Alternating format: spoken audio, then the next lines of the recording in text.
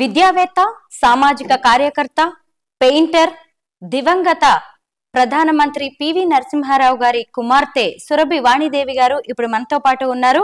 ఆవిడతో మాట్లాడి అనేక రాజకీయ సామాజిక అంశాల గురించి తెలుసుకుందాం. నమస్తే మేడం. నమస్కారం అమ్మా. చాలా ఏళ్ల తర్వాత నాన్నగారు మరణించిన చాలా ఏళ్లకి భారతరత్న, భారతదేశ అత్యున్నత పురస్కారాన్ని అందుకున్నారు. ఎలా అనిపిస్తుంది మేడం దాన్ని తీసుకోవడం? చాలా సంతోషమైన రోజు. ఎవరికైనా కూడా తండ్రికి ఒక అత్యున్నత పురస్కారం, ఈ దేశ అత్యున్నత పురస్కారము ఇంకా భారతరత్న కన్నా గొప్పది ఇంకేమీ లేదు కదా. అది ప్రకటించిన సందర్భంగానైతే ఫ్యామిలీనే కాదు, మొత్తం మా రిలేటివ్స్ కావచ్చు, జనం, మామూలు జనం కావచ్చు, ఆయన అభిమానులు కావచ్చు, దేశాల్లో ఉన్న విదేశాల్లో ఉన్న అనేక మంది కూడా కాల్ చేయడము, అందరూ చాలా సంతోషాన్ని ప్రకటించడము. బిడ్డగా నాకు ఆ రోజు మాత్రం చాలా చాలా సంతోషం అనిపించింది. ఇంకా జీవితంలో ఇంతకన్నా గొప్పది ఏముంటుంది అని అనిపించింది. నాకే వచ్చింది అన్నంత సంతోషంగా ఉంది ఒక్క మాటలో చెప్పాలంటే. మేడం, బీఆర్ఎస్ ఎమ్మెల్సీగా ఉన్నారు. మీ తోటి ఎమ్మెల్సీ కవిత గారిని అరెస్ట్ చేశారు. 2 నెలలుగా ఆవిడ జైల్లో ఉన్నారు. తెలంగాణ ఉద్యమాల్లో కావచ్చు, తెలంగాణ రాష్ట్రాభివృద్ధిలో కూడా ఆవిడ ఎంతో కీలక పాత్ర పోషించారు. దీన్ని మనం ఎలా చూడాలి? నిజంగా స్కామ్ జరిగింది కాబట్టి అరెస్ట్ చేసిందారు అనుకోవాలా, లేదంటే ఇదంతా రాజకీయ ఉద్దేశంతో జరుగుతున్న కుట్రగా భావించాలంటారా? కార్యకర్తగా లేకుంటే బీఆర్ఎస్ అభిమానిగా, ఎమ్మెల్సీగా మేము చెప్పేది మాత్రం ఇది రాజకీయ ఉద్దేశంతోనే జరిగింది. She's a star campaigner. తను వస్తే వందల మందిని, వేల మందిని, లక్షల మందిని చక్కగా ఆకట్టుకుంటుంది. అసలు ఉద్యమంలో జాగృతిని స్టార్ట్ చేసి, అసలు జాగృతితోని అనేక కార్యక్రమాలు, నేను సర్ప్రైజ్ అయినా, నీకు ఒక ఆడపిల్ల ఎంత బాగా చేస్తుందని. అంటే నేనే అనుకునేదాన్ని చాలా చేయొచ్చు అని. ఎప్పుడు స్కై ఈజ్ ద లిమిట్ అని పిల్లలందరినీ నేను ప్రోత్సహిస్తాను, మోటివేషన్ గురించి చెప్తాను. కానీ దానికి మోటివేషన్ నేనే ఏ స్థాయిలో అనుకున్నా అట్లాంటి అమ్మాయి ఆ అమ్మాయి అని అనుకున్నాను. She's a star campaigner. ఎలక్షన్స్లో రాకుండా రాజకీయ ఉద్దేశమే ఇది, నిరుత్సాహపరచడానికి, క్యాడర్లో నిరుత్సాహపరచడానికి, ఒక మారల్ డిఫీట్ అనుకోండి, ఇలాంటి చేయడానికి. ఇవన్నీ కామనే రాజకీయాల్లో. అనేక సార్లు నేను నా జీవితంలో చూసినాను. ఎగుడు దిగుళ్ళు, ఎట్లా కూడా మనం జయించలేవు అన్నప్పుడు డిమారలైజ్ చేస్తారు. ఇట్లా ఎంతవరకు నిజాలు అనేది న్యాయస్థానం తెలుస్తుంది. నిజంగా ఏదైనా జరిగేది ఉంటే న్యాయస్థానం తెలుస్తుంది. కానీ న్యాయస్థానం తీర్పు ఇవ్వకముందే మరి శిక్షలు పడుతున్నాయి కదా. So I feel in that.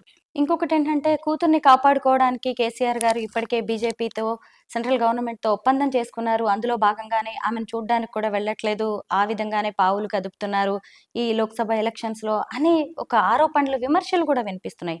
ఇలాంటి దానికి అవకాశం ఉందంటారా? అసలు రాజకీయాల్లో విమర్శలు, కువిమర్శలు ఇవన్నీ మా జీవితంలో చూసాం కదా. రాజకీయాల్లోనే పుట్టినాము, రాజకీయాల్లోనే పెరిగినాము. మేము రాజకీయాల్లో ప్రత్యక్షంగా పాల్గొకపోయినా అదే అట్మాస్ఫియర్లో, అదే వాతావరణంలో పెరిగిన వాళ్ళ. ఇవన్నీ కామన్ థింగ్సే. ఒక్క మాట మీరు ఇప్పుడు అన్న దాంట్లోనే బీఆర్ఎస్, బీజేపీ ఏదో కుమ్ముకైనారు అని అంటే ఆవిడని ఎందుకు అరెస్ట్ చేస్తారు? వాళ్ళు కలిసినారు అని అంటే ఆవిడను అరెస్ట్ చేసే అవకాశమే లేదు కదా. పోనీ ఇవన్నీ కూడా పుకార్లని మీరే అంటున్నారు. ఈ సర్క్యులేషన్లో నడుస్తూనే ఉంటుంది. సోషల్ మీడియా అనేది ఒక పెద్ద యూనివర్సిటీ. ఇప్పుడు కొత్త యూనివర్సిటీ లాగా. ఇప్పుడు మనం మామూలుగా అన్ని యూనివర్సిటీలో ఏ ఉన్నాయో మాకు తెలుసు, కానీ ఈ సోషల్ మీడియాలో ఏది కొత్తగా వస్తుంది రేపు ఇంకో నిమిషంలో, రేపటిదాకా ఎందుకు, మనం ఊహించలేంది అలాంటి సర్క్యులేషన్లో ఉన్నాయి. ఇది చాలా ఎక్కడికి తీసుకుపోతుందో తెలియడం లేదు. సరే, మా అందరికీ బాధగా ఉంది. ఆ అమ్మాయి ఉంటే బాగుండు, బయట మంచి క్యాంపెయిన్ చేసేది. మొన్న చక్కగా డిమారలైజ్ చేయడానికి ఇవన్నీ చేస్తూనే ఉంటారు. ఇది రాజకీయాల్లో ఇదేమి కొత్త విషయం కాదు. నేను అట్లాగే తీసుకుంటాను. She will come out by definitely. మరి తండ్రిగా మరి అందరూ సమానమే కదా. కార్యకర్తలు అందరూ సమానం. ఒకరు ఎక్కువ బిడ్డ లేకుంటే కార్యకర్త ఎట్లాగా పోతే ఎట్లా ఒక జైలుకి వెళ్ళినప్పుడు, లేకుంటే ఒక న్యాయస్థానానికి పోయినప్పుడు, లేకుంటే ఏది జరిగినా కూడా ఒక కార్యకర్తను చూసినప్పుడు ఎట్లా రియాక్ట్ అవుతారో బిడ్డను చూస్తే కూడా అట్లాగే రియాక్ట్ కావడం అనేది అసలైన నాయకత్వ లక్షణంగా నేను అనుకుంటాను. ఇప్పటిదాకా కవిత గారి గురించి మాట్లాడలేదు మన కేసీఆర్ గారు. కానీ మొన్న ఈ మధ్యనే ఒక్కసారి ఎలక్షన్ క్యాంపెయిన్లో ఒకసారి అన్నారు, డిమారలైజ్ చేయడానికి ఇట్లాంటివన్నీ చేస్తారు. నాన్నగారి పొలిటికల్ కెరీర్ అంతా కూడా కాంగ్రెస్ లోనే గడిచిపోయింది మేడం. తర్వాత చూస్తే తెలంగాణ వచ్చిన 10 ఏళ్లకి కాంగ్రెస్ అధికారంలోకి వచ్చింది.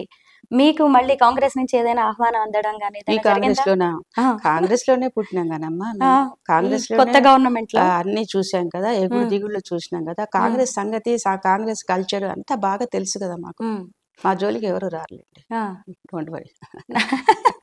ఎందుకంటే నిజంగా నాన్నగారు పోయినప్పుడు కూడా ఆయనకి సరైన గౌరవం దక్కలేదు, కనీసం అదే కల్చర్, అదే అక్కడి కదా, నుంచి అదే ఇక్కడికి చెప్తున్నా. పంపించారు, గాంధీ భవన్ లో భౌతిక గాయాన్ని పెట్టలేదు, ఇలాంటి మీరందరూ బాధ. చదువుకున్న పిల్లలే కదమ్మా. అవును మేడం. దేశ ప్రధానులవి ఎక్కడ అంత్యక్రియలు ఎక్కడ చేస్తారు అనేది కామన్గా any uneducated people also can say. దేశానికి ప్రధాని ఆంధ్రప్రదేశ్కో హైదరాబాద్కో ప్రధాని కాదు. మరి ఎందుకు అవును. చేయాల్సి వచ్చింది అట్లా? ఉమ్, అది that is the culture of Congress. మరి ఇంకా అంతకన్నా బాధాకరం, పిల్లలకు భారతరత్న ఇచ్చినప్పుడు ఎంత సంతోషం జరిగిందో, ఉమ్, అప్పుడు అంత బాధ జరిగింది. అంత బాధ కలిగించిన సన్నివేశం అది. హైదరాబాద్లో పంపించడం ఎందుకు? ఉమ్, ప్రెషర్ పెట్టడమే అంతే, ఇంకా మాకు ఆప్షన్ ఏమీ లేదు. అవును. ఆమ్, మిగతా సంగతులు నాకు తెలియదు కానీ మా ఇంటి వ్యవహారాల్లో మాత్రం లాస్ట్ రైట్స్కి చాలా ఇంపార్టెన్స్ ఇస్తాం. మగపిల్లలైతే గడప కూడా దాటకుండా అంత్యక్రియలలో 11 రోజులు నిశ్శబ్దంగా పాల్గొంటుంటారు. వాళ్ళు బయట మాట్లాడడానికి లేదు, బయటికి పోవడానికి లేదు, పెద్ద గడప దాటడానికి కూడా వీల్లేదు. అంత నియమనిష్టలతో చేస్తారు. సో అలాంటి పరిస్థితిలో బలవంతంగా మరి హైదరాబాద్కు పంపించడం అనేది, మరి దానికి వాళ్ళు సమాధానం చెప్పాలి. ఎప్పుడన్నా ఇలాంటి క్వశ్చన్ వాళ్ళని అడగండి, ఏం సమాధానం చెప్తారో చూద్దాం. అవును. బీఆర్ఎస్ ప్రభుత్వం అధికారంలోకి వచ్చిన తర్వాత పివి గారికి ఎంతో కొంత ప్రయారిటీ అయితే ఇచ్చారు. ఆయనకి శతదినోత్సవాలు జరపడం కావచ్చు, అలాగే విగ్రహాల ఏర్పాటు, భారతరత్న ఇవ్వాలనే డిమాండ్ కావచ్చు. అవును. ఎందుకు అలాగా కేసీఆర్ గారు మొదటి నుంచి కూడా ఆయన పట్ల అంత ప్రేమ, అంత గౌరవాన్ని ప్రదర్శించారు? కేసీఆర్ గారిలో ఒక పెద్ద గుణం ఏంటంటే, మంచి గుణం ఏంటంటే, తెలంగాణ అంటే ఒక ఒక పొజిటివ్నెస్.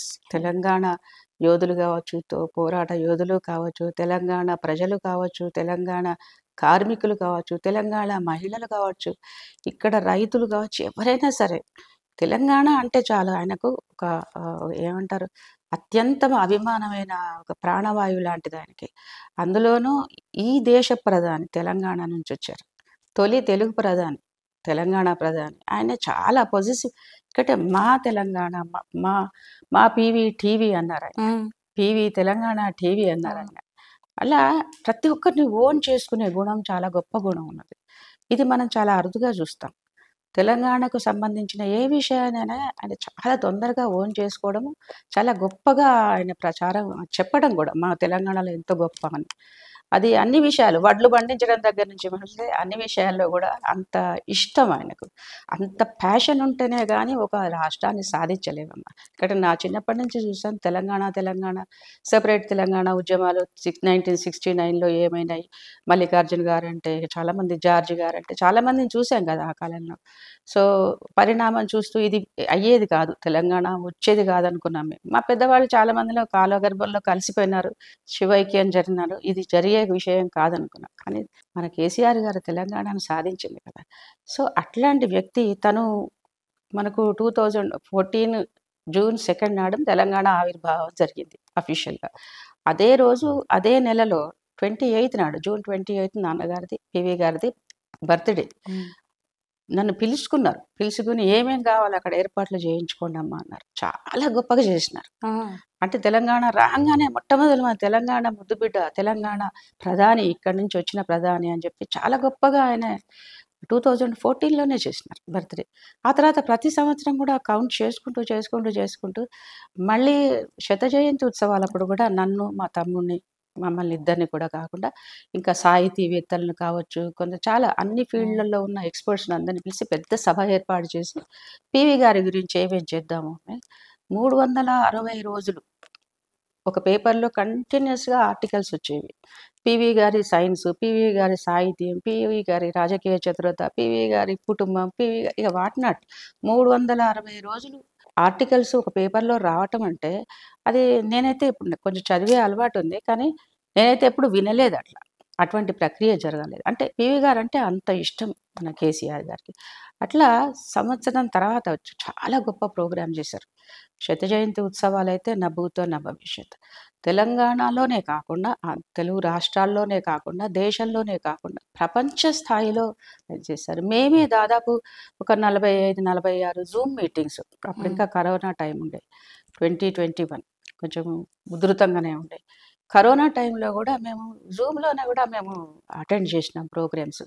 అంతే దేశ విదేశాల్లో. అంతేకాకుండా అందరూ జ్ఞాపకం పెట్టుకోండి, పివి గారి ప్రధాని అంటే ఈ దేశ ప్రధాని విగ్రహం వేరే దేశాల్లో ఎక్కడా లేదు. కానీ తను పూనుకొని ఇక్కడ నుంచి ఆస్ట్రేలియా సిడ్నీలో పివి గారి విగ్రహాన్ని ఏర్పాటు చేసినారు. ఓకే.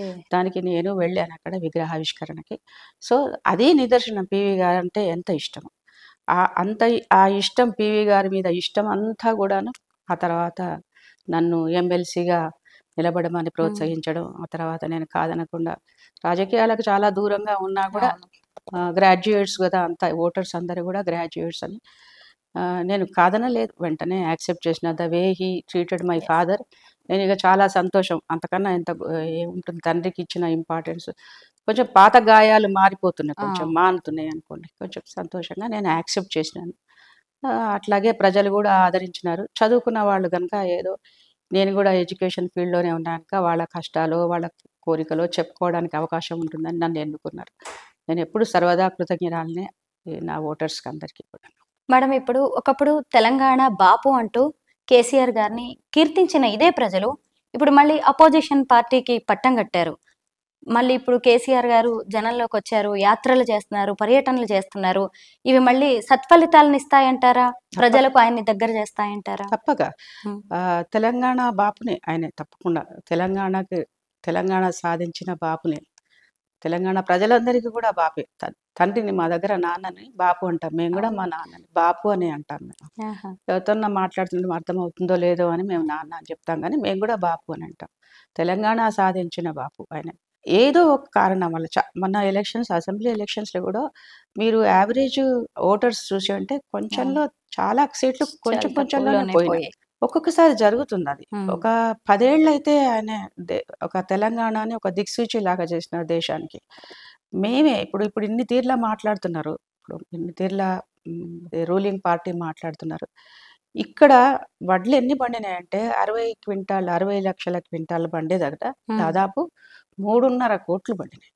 ఆ వడ్లు కొనలేనంత, కొలవలేనంత, ఎవరు కొనలేనంత అంత వడ్లు పండినాయి. ఎందుకంటే తెలంగాణ ఎడారి అన్నారు కదా, మా పెద్దవాళ్ళు కూడా అనేవాళ్ళు, ఇదేంటి బాపు ఇక్కడ నుంచి నీళ్ళు పోతున్నాయి, అక్కడి నుంచి నీళ్ళు పోతున్నాయి, అటు గోదావరి, స్పెషల్లీ ఈ గద్వాలు అయితే చూడండి, కింద నుంచి గోదావరి పోతుంది, అటు పక్క నుంచి కృష్ణా పోతుంది, మధ్యన మాత్రం ఏం పండదు. అది ఏంటి అంటే మనది పైకున్నది, గడ్డకున్నది బిడ్డ. మా పెద్దవాళ్ళు అట్లా అనేది, మనది గడ్డకున్నది బిడ్డ, దక్కని పీఠభూమి అంటారు కదా, అందుకని నీళ్లు పైకి రావాలి. మరి నీళ్లు పైకి వచ్చినాయి కదా, కేసీఆర్ నీళ్లు పైకి తీసుకొచ్చి ఎత్తిపోసి మరి ఇంత వడ్లు పండించింది కదా.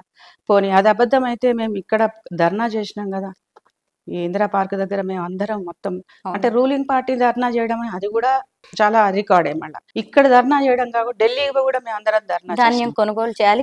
నీళ్లున్న సంగతి మీ అందరికీ తెలుసు, వడ్లు పండిన సంగతి ప్రపంచం అంతా గుర్తించింది.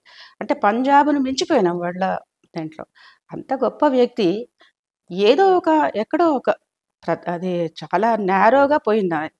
దాదాపు ఇంకో 10-12 సీట్లు అయితే ఈజీగా గెలిచేవాళ్ళము, నేరోగా పోయింది. అప్పుడప్పుడు జరుగుతుంటుంది, దానికి ఏ కారణం అని చెప్పొచ్చు. నేను ఓటేయడం నాకు చాలా ఇష్టమైనా కూడా ఆ రోజు జ్వరం వస్తే నేను పోలేదు కావచ్చు, ఏదో ఒక చిన్న కారణాలు ఉంటాయి. దానివల్ల వి లాస్ట్ దట్. అయితే పెద్దదే డ్యామేజ్ పెద్దదే, కానీ people realize it. Specially Hyderabad చుట్టుపక్కల అందరికీ బాగా తెలుసు మనకు ఏం డెవలప్ అయింది. హైదరాబాద్ విశ్వనగరంగా అయిన సంగతి ప్రతి ఒక్కరు గుర్తించిన, రోడ్లు కావచ్చు, వంతెనలు కావచ్చు, ఫుట్ ఓవర్ బ్రిడ్జెస్ కావచ్చు, వాట్ నాట్ ఎవ్రీథింగ్. అసలు 10 ఏళ్ల కింద 2 ఫోటోలు చూడండి, మళ్ళీ ఇప్పుడు ఫోటోలు చూడండి, మనం అదే నా ప్లేస్ అని అనుకుంటాం. మనం హైటెక్ సిటీకి వెళ్ళేదంటే హైదరాబాద్లో ఉన్నామా, అమెరికాలో ఉన్నా, న్యూయార్క్లో ఉన్నామా అనిపిస్తుంది మనకి. మా పిల్లల ఫ్రెండ్స్ అందరూ ఎప్పుడన్నా వచ్చేది ఉంటే వాళ్ళకు కూడా ఇటు సాఫ్ట్వేర్ ఏదో ఉంటాయి కదా, వాళ్ళ బిజినెస్ పీపుల్, వాళ్ళని కాంటాక్ట్ చేస్తా అన్నట్టు వెళ్ళి వండర్ఫుల్ ఇదంటే ఆంటీ అసలు మారిపోయింది పూర్తిగా Hyderabad financial city. Financial city. So look at that. అసలు మామూలుగా సినిమాలలో ఇప్పుడు అంతకుముందు సినిమాల్లో చూపించేవాళ్ళు ఉద్యోగం కావాలంటే చెన్నై పోతారు, బెంగళూరు పోతారు అనే సాఫ్ట్వేర్. ఇప్పుడు వాళ్ళు ఇక్కడికి వచ్చి ఇక్కడ ఉద్యోగాలు ఎత్తుక్కుంటున్నట్టుగా ఇప్పుడు చూపిస్తున్నారు. అంటే that is everywhere it is progress is there.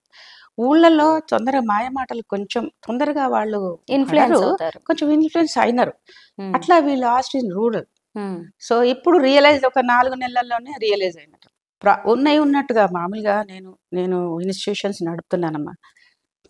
మొట్టమొదలు కేవీ కేశవులు గారు ఇక్కడ చైర్మన్ గారు ఉంటారు, ఆయనే చనిపోయినారు. వెంటనే నారాయణరావు గారు వచ్చినారు. నారాయణరావు గారి ప్లేస్లో మళ్ళీ పివిఆర్కే ప్రసాద్ గారు. పివిఆర్కే ప్రసాద్ ప్లేస్లో నేను వచ్చినాను. ఏమన్నా చేంజ్ అయిందా ఇక్కడ? శాలరీస్లో కానీ, ఇక్కడున్న అభివృద్ధిలో కానీ, ఇక్కడున్న యాక్టివిటీస్లో కానీ, ఇక్కడున్న ఏ విషయంలో ప్రోగ్రెస్ అవుతూ పోవాల్సిందే కదా. పార్టీ మారంగానే రూలింగ్ పార్టీ పోయి ఇంకో పార్టీ రాగానే వెంటనే ఆగిపోతుంది అంటే ఆగిపోతే ఆగేది కాదు కదా. రైతు బంద్ చేయకుంటే రైతు పొలం ఎట్లా దున్నుకుంటాడు? ఆ సపోర్ట్ లేకపోతే ఎట్లా? అట్లాగే ఒక ఓల్డ్ ఏజ్ ఉమెన్ ఉంటుంది, ఆ 400 మీద 2000 మీదనే బతుకుతుంది. ఆ 2000 రాకపోతే మందులు ఎట్లా కొనుక్కోవాలి? అంతకుముందు వాళ్ళ కష్టకాలం చూసిందే కదా. తల్లిదండ్రులకు ఒక 1000-2000 వస్తున్నాయంటే పిల్లల యాటిట్యూడే మారిపోతుంది. ఇదంతా కలియుగం. మనం ఇంకా ఎక్కువ మాట్లాడుకుంటే లాభం లేదు దాని గురించి. These are the real factors ఊళ్ళలో. ఎందుకంటే లేకపోవడం అనేది హ్యావ్స్ అండ్ హ్యావ్ నాట్స్ అంతే. వాడి తండ్రి దగ్గర కొడుకు దగ్గర బాగా డబ్బులు ఉంటే తల్లికి మందులు తెప్పించడానికి పెద్ద కష్టమైన పనా, కానీ అక్కడ కూడా లేమి. ఊళ్ళల్లో ఇంకా డెవలప్ కాలేదు, డబ్బులు ఇంకా అన్ని డబ్బులు రాలేదు. So 2000 is a big amount for a senior citizen. అది ఎందుకు ఆగిపోవాలి? కొందరికి ఇచ్చిండ్రు, కొందరికి ఇవ్వలేదు. ఇలాంటివన్నీ చాలా. కళ్యాణ లక్ష్మి ఉందనుకోండి, 1,15,000 మేమే చాలాసార్లు పంచినాం. దాంతో బంగారం ఇస్తామన్నారు. తులం బంగారం ఏంటి? తులం బంగారం 75,000 ఇప్పుడు తులం బంగారం అంటే. బంగారం సంగతి దేవుడే లేదు. అసలు అప్పుడు ఇచ్చే కళ్యాణ లక్ష్మి చెక్కులన్నీ ఎక్కడ పోయినాయి? సో ఇవన్నీ చాలా బాధించే విషయాలు. People realized it, especially rural ఏరియాలో. అప్పటికిప్పటి తేడా 4 నెలల్లో తెలిసిపోయింది. Especially current problems, water problems. నేను కూడా సాగు చేస్తాను, వ్యవసాయం అంటే చాలా ఇష్టం నాకు. ఇక్కడ మహబూబ్నగర్ జిల్లా కల్వకుర్తి దగ్గర చిన్న పల్లెటూరు మాది. అక్కడ నాకు పొలం ఉంది. ఈ సంవత్సరం నేను పడవ పెట్టేసినాను. పక్క నుంచి దిండి వాటర్ పోతగా నీళ్ళు లేవు. మొదటి పొలం నాదే. నా పొలమే ఎండబెట్టేది. అంటే మిగతా పొలాల సంగతి ఏంటి? ఆ చాలా పొలాలలో వేసినారు. వద్దని మా కౌలుకి ఇచ్చిన వాడు వేస్తానన్నాడు. వేస్తావా అంటే ఏదో అనుమానంగా ఉందంటే వదిలేసే, ఈ సంవత్సరం వచ్చే సంవత్సరం ఓ సంవత్సరం కాలం కాకుండా మానేతి అన్న. పక్క వాళ్ళందరూ వేసుకున్నారు. ఏం చేసినారు? ఇప్పుడు గొడ్లను వదిలేసినారు, ఆవులను బర్రెలను వేయడానికి వదిలేసినారు. So this is the condition in rural area. ఇప్పుడు ఇంకా మేము చదువుకోలేదు గవర్నమెంట్లో, ఇంకా మేము సెట్ కాలేదు. ఇవన్నీ this is not going to valid points కావు. ఒక ఇన్స్టిట్యూషనే, నేనేమంటున్నాను, ఎవరున్నా ఎవరు లేకపోయినా ఇన్స్టిట్యూషన్ ఈజ్ ఫస్ట్. రాష్ట్రం మొదలు, దేశం మొదలు. దేశం ఉంటేనే కదా మనము, రాష్ట్రం ఉంటేనే కదా మనము, ఒక ఇన్స్టిట్యూట్ ఉంటేనే కదా ఇక్కడ మనం మాట్లాడుకుంటున్నాం. So save the nation first, save the institution, save the రాష్ట్రం. అది ఇంపార్టెంట్. అది ప్రజల్ని ఇబ్బంది పెట్టిన తర్వాత ఇంకా ఏ లాభం ఉందని? మన ప్రజల కోసమే కదా పనిచేస్తున్నది. అంటే you have to continue that. అది లేనప్పుడు ప్రజలలో తిరుగుబాటు గాని, ఆలోచించే అవకాశం గాని వస్తుంది. అంటే ప్రజలు ఆశించిన స్థాయిలో కాంగ్రెస్ పాలన లేదంటారు. తెలుస్తుందిగా, నేను చెప్పేదే ఉంది, తెలుస్తుంది కదా. ఒకసారి నాతో రండి ప్రచారానికి, తెలుస్తుంది. ఊళ్ళల్లో తీసుకెళ్తాను. లంబాడి తండాలని పంచాయతీలు చేసిండండి, ఎవరు పట్టించుకున్నారు? అసలు ఊళ్ళల్లో పోవాలంటే కొన్ని గ్రామాలకు నడుచుకుంటూ పోవాల్సింది. అట్లాంటి పరిస్థితి ఉండే 10 ఏళ్ల కింద.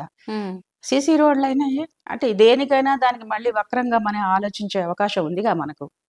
ఇప్పుడైతే ఎవరంటే అవుట్ ఆఫ్ అవర్ కాగానే వాళ్ళ గురించి ఏ చెప్పినా కూడా నెగిటివ్ మాట్లాడతారు. కానీ దిస్ ఈజ్ రియాలిటీ.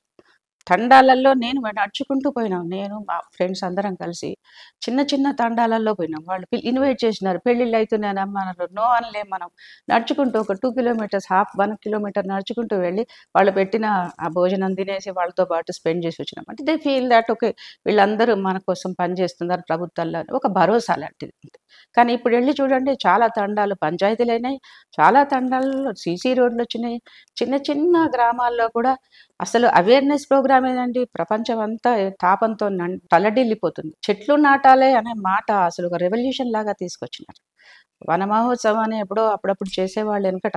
అవును. కానీ ఇప్పుడైతే ప్రతి ప్రతి ఊళ్ళో కూడా ఒక ట్యాంకర్ ఉంటుంది పంచాయతీలో. వాళ్ళు ట్యాంకర్ చెట్లకు నీళ్లు పోయాలి. రోడ్డు పక్కన చెట్లు నాటడం తప్పకుండా. సో అట్లా చెప్పుకుంటూ పోతే అనేక కార్యక్రమాలు. మనం ఏమంటే తొందరగా మర్చిపోతాం. అవును. 2014 కన్నా ముందు అయితే నేను తెలంగాణ ఎలా చెప్తున్నా కదా, ఉండేది? మా ఇంట్లోనే ఒక పేషెంట్ మా వారు ఉండేవారు. అసలు కరెంట్ ఎప్పుడు పోతుందో తెలవదు. చాలా వరకు వెంటిలేటర్ మీద ఆయనకు హాస్పిటల్‌లో ఉండలేక ఇంట్లోనే పెట్టుకున్నాం. మొత్తం అంతా ఒక సెటప్ చేసి. సెటప్ చేసుకున్నాం. ఆ కరెంట్ ఎప్పుడు పోతుందో తెలవదు. ఎప్పుడు ఉంటుందో తెలవదు. సో, మొత్తం అన్‌ఇంటరప్టెడ్ కరెంట్ సప్లై కావాలి. హ్మ్. ఒక పెద్ద జనరేటర్ ఉండేది. ఇప్పుడు ఆ జనరేటర్ తుప్పు పట్టింది పారేసినాం మేము. అవసరమే లేదు. మళ్ళీ కొనుక్కొచ్చుకోవాల్సొస్తుంది. కొత్తది కొనుక్కొచ్చుకోవాల్సొస్తుంది. ఆ! ఇదే నిదర్శనం, ఇంకా వేరే ఏమీ లేదు. జనరేటర్స్ లేవు ఏ ఇంట్లో. జనరేటర్ అమ్మకాలు లేవు 10 ఏళ్ళు. ఇప్పుడు మళ్ళా మొదలైనాయి. హ్మ్. కరెంట్ కష్టాలు మొదలైనాయి. నాన్నగారితో మీ అనుబంధం ఎలా ఉండేది మేడం? ఆయన మీ వ్యక్తిత్వం మీద ఎలాంటి ముద్ర వేశారు? మా చిన్నప్పుడే చాలా యంగ్ ఏజ్‌లోనే when I was 18 years old సడెన్‌గా మా మదర్ పోయారు. మరణించడం జరిగింది. ఏంటంటే ఒక పెద్ద బాధ అది. హ్మ్. ఎప్పటికీ అమ్మని ఎప్పుడు ఎవరు రీప్లేస్ చేయలేరు కదా! So, that is a very sad point in family. But at the same time పెద్ద అండ మా నాన్నగారు. హ్మ్. ఎప్పుడు మనం ఇప్పుడు పిల్లలను కూర్చోబెట్టి ఇది చెయ్యి, ఇది చెయ్యకు, ఇది చేస్తే కోప్పడుతుంటారు అట్లా. మా నాన్నగారు ఎప్పుడు గాని ఈ దేశ ప్రధాని స్థాయికి పోయేదాకా కూడా I was observing very closely. బిడ్డనే కదా! సో, హ్మ్. కొన్ని చిన్న చిన్న ఆయన అవసరాలు నేను చూసేదాన్ని. ఆ హుహు. అదృష్టం చిన్న సేవ చేసుకునే భాగ్యం జరిగింది. బ్రేక్‌ఫాస్ట్ అంటే మెడిసిన్స్ ఏమేసుకుంటున్నారు, బట్టలున్నాయా లేవా, కుట్టించాలా, ఇంతే తప్పించి నేను రాజకీయాలు ఎప్పుడు మాట్లాడలేదు. మెడిసిన్స్ అన్నీ యేసుకున్నాడు. డాక్టర్ వచ్చి చెప్పాడు. తొందర మేబీ 50 ఇయర్స్‌కే తనకి డయాబెటిక్ స్టార్ట్ అయింది కనుక ఆహా! కొంచెం డయట్ చూడడము ఇవన్నీ కొద్దిగా చేసే భాగ్యం దొరికింది. నేను పెరిగిందంతా నాన్నను అబ్జర్వ్ చేసుకుంటున్నాను. మామూలుగా మనం ఇద్దరు పిల్లలు ఇంట్లో ఉంటేనే కోప్పడుతుంటాం. రోజుకొకసారైనా కోపం అటు చేయకు అని అంటాం, కోప్పడతాం. ఇది అవును. చెయ్యి అని కోప్పడతాం. కానీ ఆయన ఎవరినన్నా హై వాయిస్‌లో మాట్లాడడం గానీ, తిట్టడం కానీ, కోప్పడడం కానీ, గట్టిగా మాట్లాడడం గానీ నేను నా జీవితంలో చూడలేదు. ఎప్పుడు కోపడంగా చూడలేదు. మరి పోనీ మామూలుగా ఎమ్మెల్యే గావచ్చు, ఇంట్లో ఫాదర్ గావచ్చు. కానీ ప్రధాని పదవిలో అంటే ఈ దేశం బాధ్యత కదా! హ్మ్. అప్పుడు గూడా నేను ఆయన చిరాకు పడంగా గానీ, ఎవరినన్నా కోప్పడంగా గానీ నేను చూడలేదు. దట్ ఈస్ అది చాలా నాకు ఒక పెద్ద గుణపాఠం. అంటే శాంతంగా ఉండాలి. పని చేసుకుంటూ పోవాలి. అందరికీ మనం చెప్పే మాట అర్థం కాకపోవచ్చు. కానీ కొంచెం లేట్‌గా అర్థమైతుంది తప్పకుండా. కానీ మన వ్యక్తిత్వం. మనం చేస్తుంటేనే చూసి చాలా చాలా మంది గమనించి అట్లా రావటానికొస్తుంది. మనం పని చేయకుండా నీతి సూత్రాలు చెప్తుంటే తనకు వర్తించయి గానీ నీతి సూత్రాలు చెప్తారు. మనం చెయ్యాలి తప్పకుండా. హ్మ్. మన వ్యక్తిత్వమే మన పనే మన వ్యక్తిత్వం అనే చాలా విషయాలు నాన్నగారి దగ్గర నేను చూశాను. చూసి నేర్చుకున్నాను. ఇంకా పెద్ద అదృష్టమైన విషయం ఏంటి, ఇవన్నీ మనం కోరుకుంటే వచ్చేటివి గాదు. హ్మ్. నువ్వెక్కడ పుట్టాలో అని దేవుడికి చెప్పలేం గదా మనం. హ్మ్. మనం ఏ జన్మలో పుణ్యం చేసుకుంటే ఇట్లాంటి ఇంట్లో మనం అటువంటి కరెక్టే మేడం. తల్లిదండ్రులకు పుడతాం గదా! హ్మ్. సో, ఇంకొక అదృష్టమైన విషయం ఏంటంటే జేఎన్‌టీయూలో వర్క్ చేస్తున్నప్పుడు నేను నాన్నగారు పీఎం కావడము, పీఎంఓ నుంచి నాకొక ఫోనొచ్చి, హ్మ్. ఇట్లా మీరు ఫస్ట్ లేడీలాగా నాన్నని అకంపెనీ చేయాలి అన్నప్పుడు నాకసలు అర్థం కాలేదు. So, what are my duties అని అడిగినాను. హ్మ్. అడిగితే we will give you in writing. అన్నీ మీరు ఇవన్నీ ఫోన్‌లో ఎందుకు, అప్పుడంతా ఇన్ని ఫోన్‌లు లేవు గదా! We will give you Ramu Damodar అనుకుంటా ఫోన్ చేసింది హుహు. Personal secretary. We will give you everything is in writing and somebody will come you and ఏంది మీకు ఎక్స్‌ప్లెయిన్ చేస్తారు అని. హ్మ్. సరే వాళ్ళు చెప్తారు గదా! కాగితాల్లో రాసిస్తారు గదా! అనుకోని, సరే నేను మా వారిని అడుగుతాను, మా పిల్లలు ఒక 1 అవర్ టైమ్ ఇయ్యండి అన్నాను. నేను లక్కీగా ఆ రోజు ఇంట్లోనే ఉన్నాను. మా పిల్లలు, మా వారు అందరం క్యారమ్ బోర్డో ఏదో ఆడుకుంటున్నాం. మా వారిని అడిగినాను, "ఏదో పీఎంఓ నుంచి ఇట్లా ఫోనొచ్చింది ఏం సంగతి" అని అంటే, మా వారికి బాగా తెలుసు. పాలిటిక్స్ బాగా తెలుసు. హ్మ్. తర్వాత చాలా ఏంటి అనలైజ్ కూడా చేసేవాళ్ళు హ్మ్. పాలిటిక్స్‌లో. ఎవరు గెలుస్తారు, ఎవరు ఓడిపోతారు, ఎవరు ఏంటి యాటిట్యూడ్స్ అని, ఏ పార్టీ విన్ అవుతుంది, ఇట్లాంటియన్నీ చాలా ఇష్టంగా ఉండేది. ఆయన చదివేవారు బాగా. ఆయన "అరే! ఫస్ట్ లేడీ అంటే నీకు తెలీదా పిచ్చి, నువ్వు వెంటనే రాముకు ఫోన్ చేసి చెప్పు. I'm prepared okay. I'm come. కొంచెం చెప్పండి, నాకు గైడ్‌లైన్స్ ఇవ్వండి" అని చెప్పానన్నాడు. సరే ఇంతలో ఫోనొచ్చింది మళ్ళీ. యెస్ ఐ యాక్సెప్ట్ రాము దామోదర్ అని చెప్పినాను. అయితే ఇదేంటి ఫస్ట్ లేడీ అంటే నాన్నగారితోనే వెంటనే ఉండాలి. బికాజ్ హ్మ్. ఫస్ట్ ఏంటిదంటే ఆయన హార్ట్ పేషెంట్. హుహు. డాక్టర్స్ అందరూ ఉంటారు. But one family member should be hmm. Accompany whenever they go to foreign tours. విదేశీ ప్రయాణాలలో ఆ 5 సంవత్సరాలు నాన్న వెంటనే ప్రతి టూరు నాన్నగారితో వెంటనే ఒక్కటేదో పోలేదనుకుంటా పాకిస్తాను, ఉమ్, శ్రీలంక ఇట్లాంటి రెండిటికి పోలే కానీ పాకిస్తాన్ కూడా నాన్నగారు వెళ్ళలేదు. శ్రీలంక వెళ్ళినారు, శ్రీలంకకు వెళ్ళలేదు. తర్వాత ఏదో ఆఫ్రికన్ కంట్రీ ఏదో ఒకటి ఉండింది, దానికి కూడా వెళ్ళలేదు. సో మిగతా 48 దేశాలు నాన్నగారితో వెంట వెళ్ళే అదృష్టం ఓకే. దొరికింది. మా నాన్నగారికి ఒక అలవాటు ఏంటిదంటే బయట వండింది తినకపోయేది. ఉహుం, తన డయట్ వేరే ఉండేది. సో ఒక వంటవాడు కూడా నాతో పాటు వచ్చేది. మేమిద్దరం ఆయనకు కావాల్సిన భోజనం వండించి అన్నిటికన్నా చాలా సార్లు కోట్ చేస్తుంటారు ఆర్టికల్స్‌లో. ఉమ్. మా నాన్నగారు నాతో సాయంత్రం పూట, "అరే! మనం రాత్రికి డిన్నర్‌కి పోవాలి, తొందరగా అన్నం పెట్టు" అనేది. అర్థమైందా? డిన్నర్కి వెళ్తూ ఇంట్లో భోజనం చేసి వెళ్ళేవారు. తొందరగా అన్నం పెట్టి మనం డిన్నర్‌కి పోవాలి అంటే అట్లా ఉండేదన్నట్టు. వండి వాల్డ్రాఫ్ అస్టోరియా అని పెద్ద హోటల్ అది అమెరికాలో, న్యూయార్క్‌లో. అటువంటి హోటల్‌లో కూడా మేము వండుకొని తిన్నాం. సో అందరికీ చెప్పేదేంటంటే ఉమ్, మనం హెల్తీగా ఉండాలి. మన పని మీద ఫోకస్ పోకుండా ఉండొద్దంటే ఫస్ట్ ఆరోగ్యం ఇంపార్టెంట్. అవును. నీ ఆరోగ్యం బాగుండాలంటే నువ్వు ఏం తింటున్నావో నీకు తెలిసుండాలి. ఎవరో ఉమ్, వండింది తెచ్చిపెడితే తినడం కాదు. ఇప్పుడైతే జొమాటోలు ఏమేమో వస్తున్నాయి. ఇంకేమో వస్తున్నాయి కదా! అన్నీ. కరెక్టే మేడం. స్విగ్గీ, ఆకలైతే జొమాటో. ఆర్డర్ చేయంగానే ఇంటి ముందరికి వస్తుంది. వాడు ఏం నూనె పోసిండో, ఏం ఆ, వండిండో, ఏం తింటున్నామో మనం మళ్ళీ టీవీ చూసుకుంటున్నాం, ఫోన్ చూసుకుంటున్నాం, తింటున్నాం. అంతే. అసలు తినే తిండికి అర్థం లేదు. సో ఉమ్, అట్లా కాకుండా సో అందరికీ చెప్పేదంటే ఫుడ్ ఈ విషయంలో మనం ఏం తింటున్న సంగతి తెలవాలి. వండుకుంటున్న సంగతి తెలవాలి. ఉమ్, సో ఇన్ని దేశాలు కూడా మేమే వండుకున్నాం. పప్పన్నం, ఉమ్, పులుసన్నం, చింతకాయ పచ్చడి, పెరుగన్నం ఇదే తిన్నాం గానీ ఏమి ఉమ్. వేరే బంగారం, వజ్రాలు తినలేదు.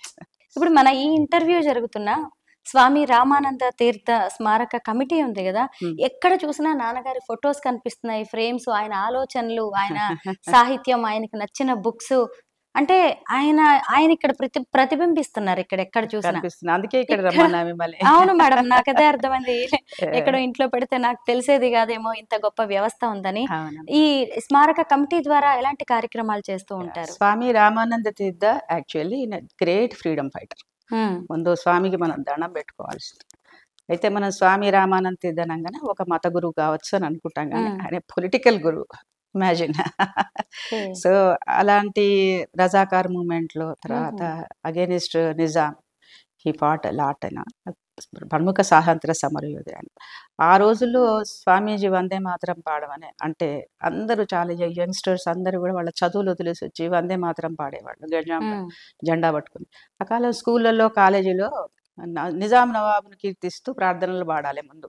ఉహుం, అదేదో స్పెసిఫిక్ ఉంది గానీ నాకు నోటికి రావడం లేదు. ఆ ప్రార్థన పాడాలి. ఉహుం, అయితే వందే మాతరం అని వీళ్ళు పాడేవాడు. పాడంగానే వీళ్ళని వాళ్ళ నుంచి రెస్ట్రిక్ట్ చేసినారు. చేస్తే చదువు మీద బాగా నాన్నగారికి చాలా ఇష్టం కనుక ఇక్కడి నుంచి మళ్ళీ మహారాష్ట్ర వెళ్ళి పూనాలో అక్కడ నాగపూర్‌లో చదువుకొని ఎల్ఎల్‌బీ చేసి ఆ తర్వాత మీకు ఆ సంగతి తెలుసు.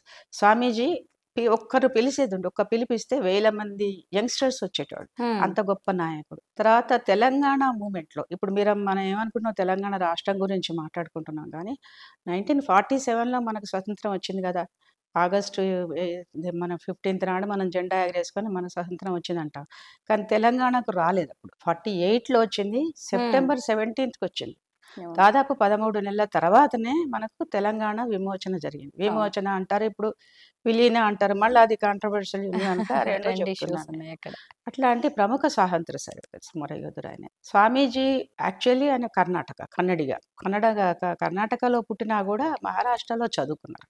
కానీ సేవ చేసింది మాత్రం మళ్ళా హైదరాబాద్. ఇప్పుడు హైదరాబాద్ రాష్ట్రము అనేది మనకు స్వాతంత్రం వచ్చినప్పుడు చిన్న చిన్న రాజ్యాలు గదా! ఈ భారతదేశానికి అన్ని చిన్న చిన్న ఉమ్, రాజ్యాలుండే. అన్ని రాజ్యాలు గూడా మనకు భారత రాజ్యాంగంలో కలిసిపోయినాయి. ఉమ్, కానీ ఈ మన నిజాం నవాబ్ మాత్రం యాక్సెప్ట్ చేయలే. ఉమ్, నాది ఇండిపెండెంట్ రాజ్యం అని. అంటే మీరు భారతదేశ చిత్రపటం చూసేదుంటే ఉమ్, మధ్యలో కనిపిస్తుంది మనకు. అంటే కడుపులో ఒక అగ్ని పెట్టుకున్నట్టుగా. ఉమ్, భారతదేశం మధ్యలో అగ్ని పెట్టుకున్నట్టుగా. ఎందుకంటే ఒక పాకిస్తాన్ లాంటిదే గదా! మరి. కరెక్టే. అట్లా దానికి చాలా కష్టపడాల్సొచ్చింది. ఇది గూడా మళ్ళా భారతదేశంలో ఒక విలీనం కావడానికి ఉమ్, పెద్ద ఉద్యమమే నడిచింది. ఉహుం, దీంట్లో చాలా రంగాలకు సంబంధించిన వాళ్ళు గూడా ఉన్నారు. సో, అట్లా స్వామీజీ చాలా మందిని ఏకం చేసి నిజాం వ్యతిరేకంగా పోరాటం చేసి చివరికి అనేక ఉత్తరాలు రాసి ఇప్పుడైతే మన సోషల్ మీడియా నిమిషంలో పోతుంది ఉమ్, గానీ అప్పుడేమైనా ఉత్తరాలు గదా! సో, నెహ్రూ గారికి కావచ్చు, మహాత్మా గాంధీకి కావచ్చు, లేకుంటే సర్దార్ వల్లభాయ్ పటేల్‌కి ఉత్తరాలు రాసేవాళ్ళు. రాస్తుంటే వాళ్ళు స్పందించేవాళ్ళు. సో, పోలీస్ యాక్షన్ అయింది. సో సర్దార్ వల్లభాయ్ పటేల్ గారు మనకు సికింద్రాబాద్లో పటేల్ రోడ్ అని చెప్తారు కదా, ఎందుకు అవును. పెట్టుకున్నాం మనం, అక్కడెక్కడో గుజరాత్ ఆయన ఇక్కడ ఎందుకు పెట్టుకున్నాం మనం అనుకుంటే కారణం అది. సర్దార్ వల్లభాయ్ పటేల్ హోమ్ మినిస్టర్గా తను పోలీస్ యాక్షన్ చేస్తే అప్పుడు నిజాం గారు లొంగిపోయినారు. అయితే స్వామీజీ ఇక్కడే ఉన్నారు, ఇక్కడే ఉండి ఇంకా ఈ ప్లేస్లోనే చిన్న రూమ్ ఉండేది అక్కడ, ఈ ప్లేస్ లో ఉండేవారా? ఈ ప్లేస్ లోనే సమాధి ఉంది ఇక్కడ. సమాధి ఇక్కడే ఉందా? 1973లో చనిపోయినారు. నాన్నగారు అప్పుడు ఈ ముఖ్యమంత్రిగా ఉండేది.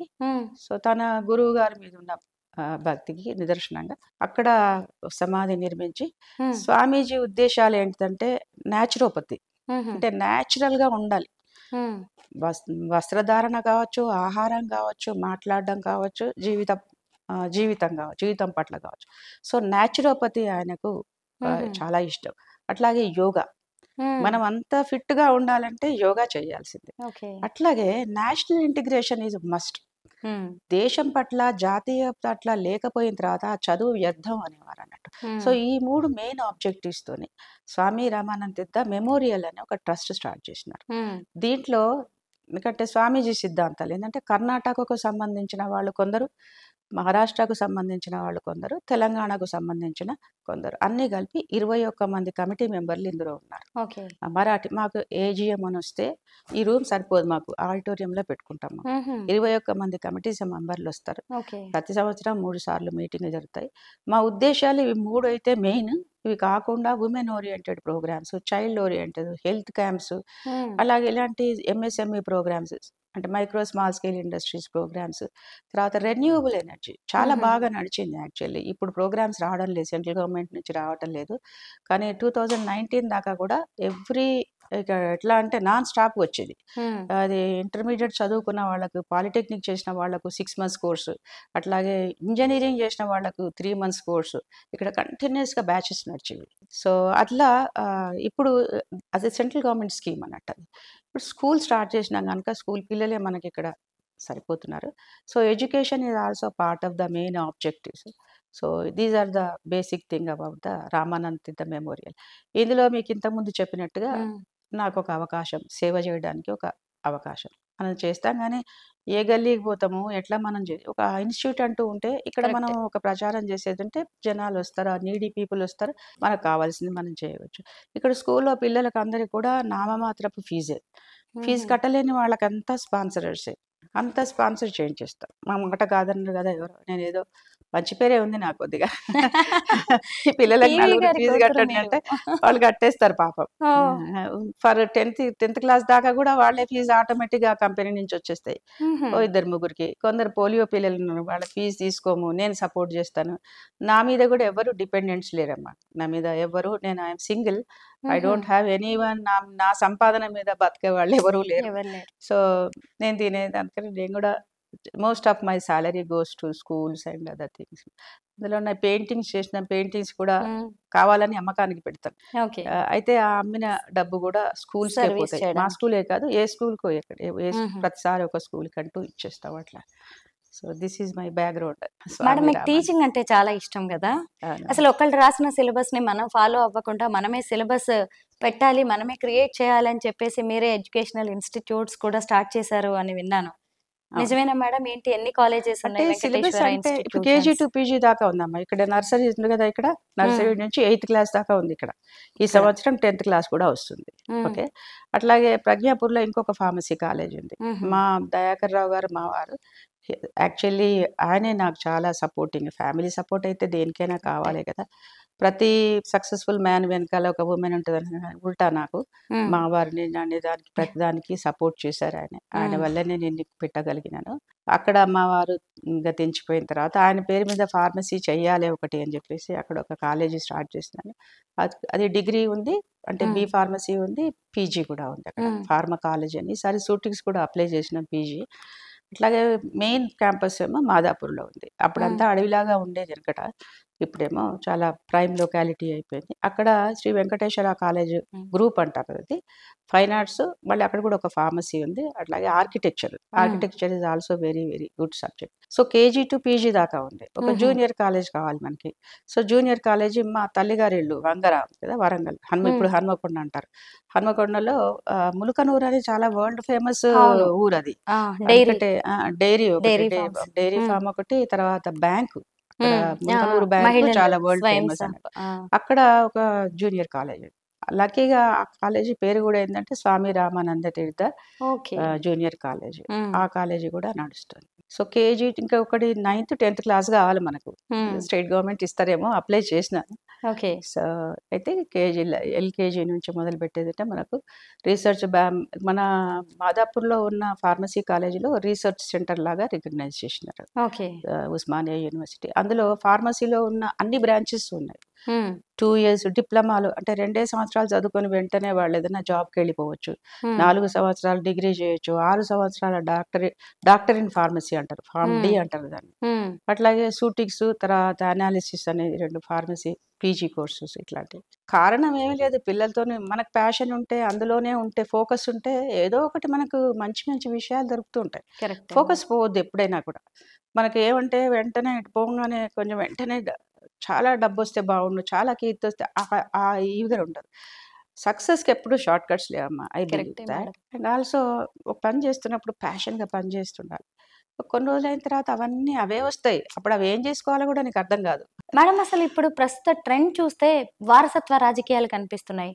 ఒక ముఖ్యమంత్రి కొడుకు కావచ్చు, వాళ్ళ కూతుర్లు కొడుకులు పొలిటిక్స్ లో నడవడం, వాళ్ళదే ఒకటి లెగసీ నడుస్తూ ఉంటుంది. కానీ పివి గారికి ఎందుకంత పెద్దగా కొడుకులు అంటే ఉన్నారు, రాజేశ్వరరావు గారు కావచ్చు, ఇంకొక అన్నయ్య రంగారావు ఉన్నారు, గారు. కానీ ఎందుకు ఇలాగ ప్రజల్లోకి వెళ్ళిపోయేంత రాజకీయాలు చేయలేకపోయారన్నట్టు ఒకటి రంగారావు గారు చాలా ఏళ్ళు ఉన్నారు. తను దాదాపు స్టూడెంట్ అప్పటి నుంచి ఆయన తను బిఏ చదువుతున్న రోజుల్లో నుంచే పెద్ద స్టూడెంట్ లీడర్ ఆయన. ఉమ్, పెద్ద స్టూడెంట్, మా చిన్నతనం అంతా చూశాను, నాకు ఉమ్, బాగా ఎరుకనే.